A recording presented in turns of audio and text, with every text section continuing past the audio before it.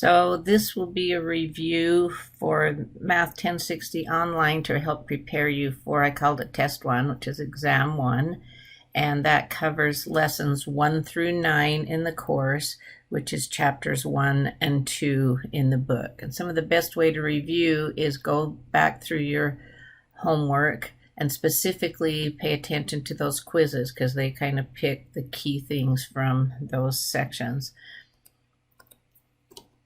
And the test will consist of 2 parts.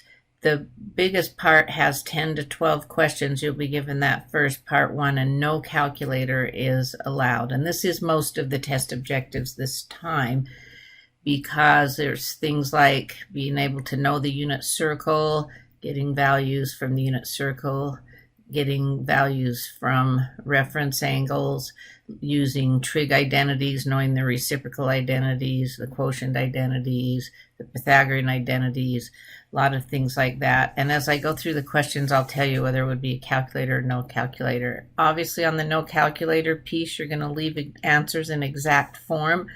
You don't have a calculator to approximate anyway, but the directions, well, I've got the directions in a minute. You'll see we want them in exact form. So if the answer is 2 pi thirds, that's how you leave it.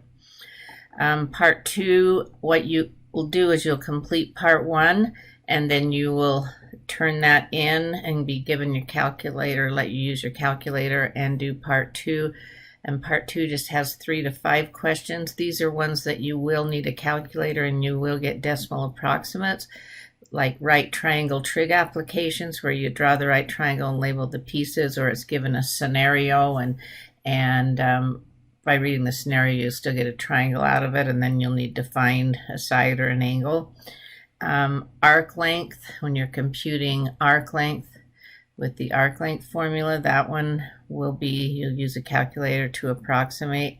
And then that part where applications of radian measure when you converted angular and linear velocities kind of back and forth. So those would be the ones that you'd use calculator on. As far as the directions on the test goes, here's the 2 directions. The no calculator piece says show any work. Partial credit will be given when warranted. It's important. You need to have your work on there. You don't have to write extra stuff, but the steps you would need to work at need to be listed there. And that's to your advantage, because if your answer is wrong, I will look back at your work and give you credit for the things that you were on the right track with.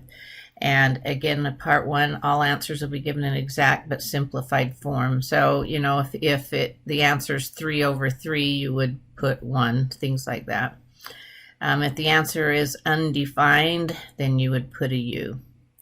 The directions for the second part, which is the calculator part, just say show all your work, partial credit will be given when warranted, and in each question it will tell you round to 1 decimal place or round to 2 decimal places. So you'll be using your calculator for your final answer and it'll tell you where to round.